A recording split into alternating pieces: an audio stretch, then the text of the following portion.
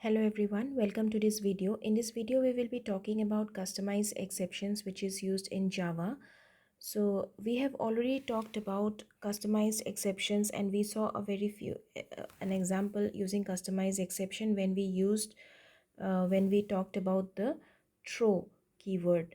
Okay, and how it is used best with the customized exception. You can always go back and see that video, check out that video. Now talking about customized exceptions which are used in Java, first we have to understand that there is a hierarchy of exception class. This also we have discussed in my previous video, but still we will have a quick recapitulation. So hierarchy of exception class, and this hierarchy basically comprises of the object class, which is the parent class of all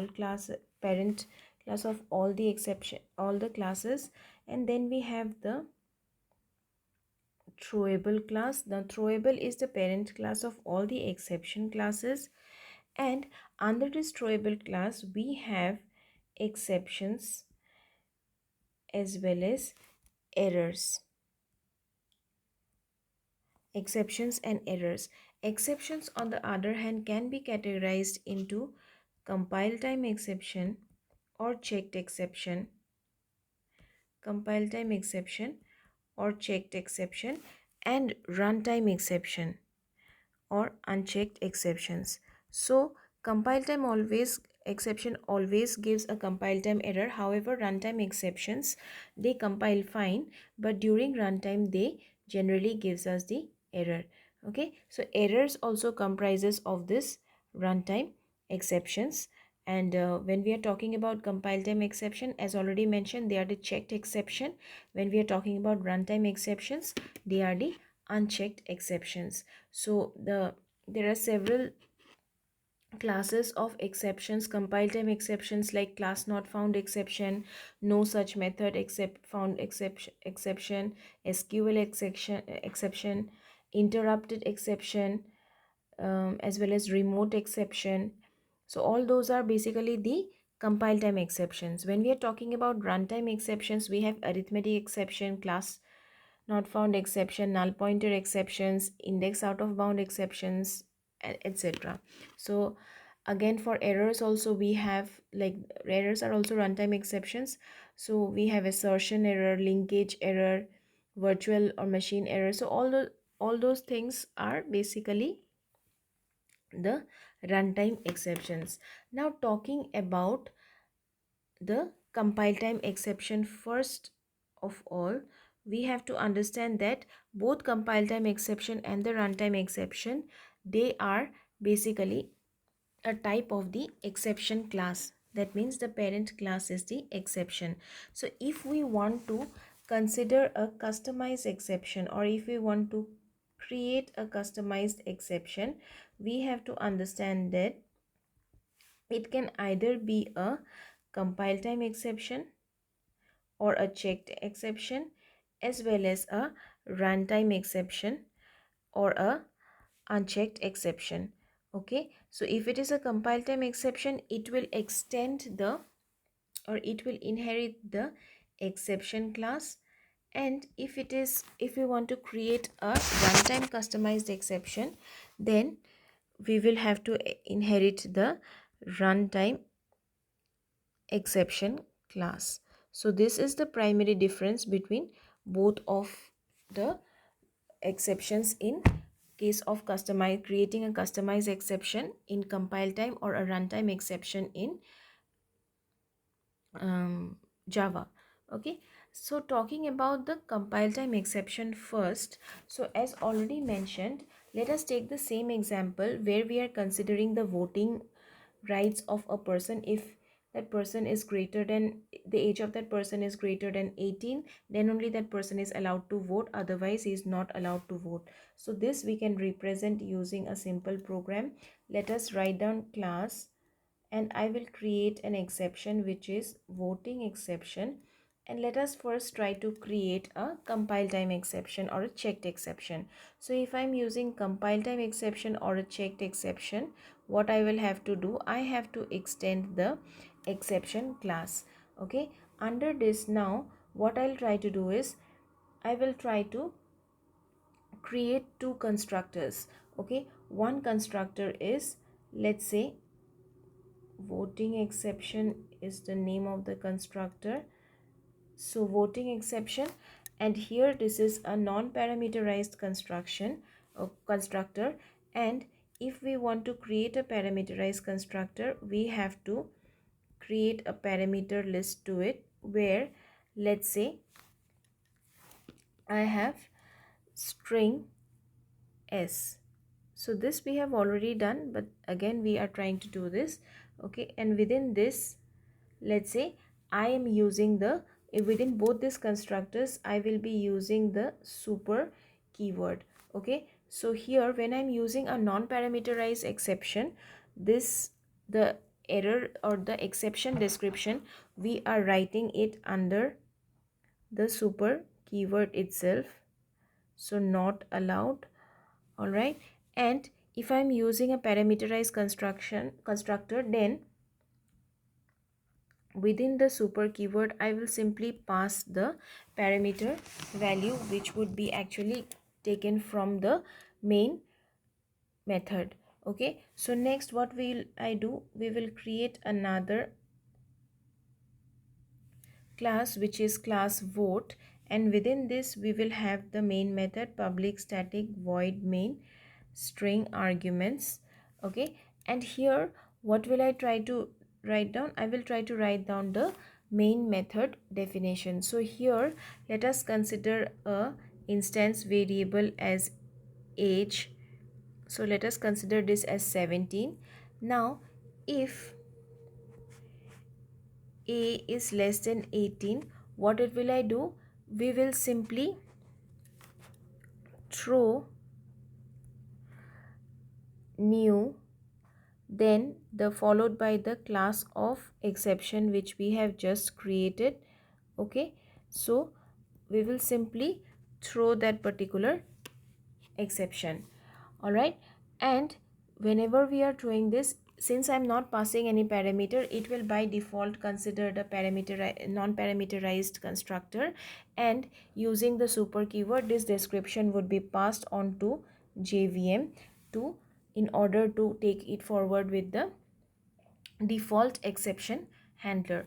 Now since I'm just using throw keyword here or throw statement here, so, and I'm not using any exception handling concept here, so what will happen is JVM will check if there is any exception handling code. Since there is no exception handling code, the default exception handler, so the default exception handler would be considered, and the default exception handler will then print the exception object and terminate the program in an abnormal manner. Now if here we want to execute the program in a normal way, then what do we have to do, we simply have to use try block here and followed by catch, and here we will mention the type of exception, the class of exception, which is voting exception, and e,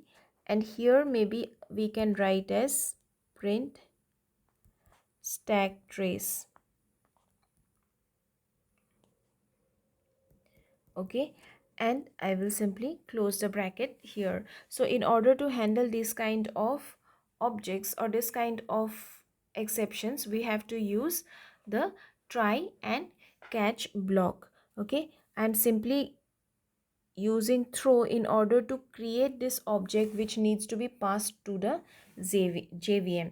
So this is how the compile time exception works. And if I am not using this exception handling codes, that means if I'm not using the try and catch block and simply use executing this program, then it will give me a compile time error which will state that there might be an unreported exception, uh, voting exception, and it must be caught or declared to be thrown. Okay, so in this point itself the exception would occur if we do not use the try catch it will, the program will not compile fine because we have not handled that particular code, okay, or that particular exception. So whenever I'm using a compile time exception, the first important thing I have to remember is I will be using inheriting the exception class and followed by the constructors. Now suppose I do not want the default constructor to, or this particular message to be printed, and I want some other message or other strings which needs to be displayed. So what I'll do is I'll simply write it here, which say that sorry, you are not allowed, or you are below age. Okay, so this particular string, it will go as a parameter to this, which will again be considered by the super keyword, and this will in turn be sent to the SVM. So we can use both parameterized constructors and non-parameterized constructor whenever we are considering a customized exception. Okay, so this is the exception class which we have created, and we have successfully implemented this in our main program or the main logic. Now, as already mentioned, if we want to use a, or if we want to, this is but before we go to runtime exception, we have to understand that this is all we have to discuss about the compile time exceptions. If we want to use generate a compile time exception, then that particular class need to extend the exception class. Okay, now if I want to create a runtime exception, what should be the logic? My program should be extending the runtime exception class. Okay, so extends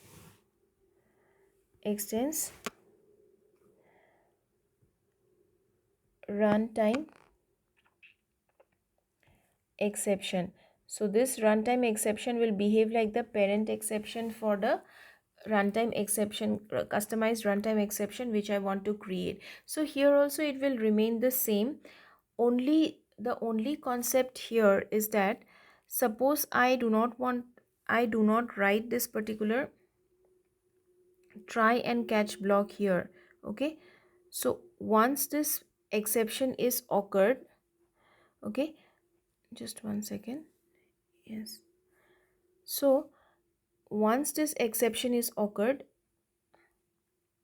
in this line, so in this line, whenever this exception is occurred during the compilation stage, it will not give us any error.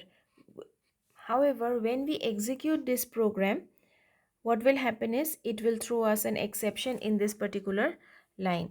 So what do I have to do again in order to handle it? I simply have to introduce the try block as well as the catch block here, same way as we have already done in the compile time exception. So oh sorry, this should have been the voting exception. So voting exception, and we can also write here as exception, but it is always recommended that we use it for the class which we are getting an exception. Okay, so here we will be writing print stack trace followed by closure of the bracket. So whenever we are doing this, the runtime exception also gets handled and our program will not be terminated in an abnormal way. However, if we do not use this try and catch block, what happens is that JVM will get an idea either from the constructor, parameterized constructor, or from the non-parameterized constructor, and it will direct the default exception handler in order to handle that exception. The default exception handler will not handle any exception. However, it will simply print the exception object and the various fields related to it and abnormally terminate the program. So this is how we can create a customized exception both in runtime, both using the runtime exception as well as the compile time exception. That means both checked and unchecked exception can be created. So this is all about exception handling and exceptions in Java. So we have already talked about basics of exceptions and errors, as well as how to handle those exceptions, and we also talked about the exception hierarchy, as well as the 5 different ways in which we could handle the exceptions, the various differences between final, finally, and finalize, as well as we also talked about the difference between throw and throws keyword. And finally, the last topic of this particular chapter, which is exception handling, is creating a customized exception, which we discussed in this video. We talked about exceptions which can customize exceptions which can be either a runtime exception or a compile time exception. And if we are using a compile time, creating a compile time exception, essentially we have to extend the exception class. If we are creating a runtime exception, we have to inherit the runtime exception class. So that is all for today. We will talk about, we'll begin with a new chapter, and we will talk about more on Java and its related properties in my next video. Thank you.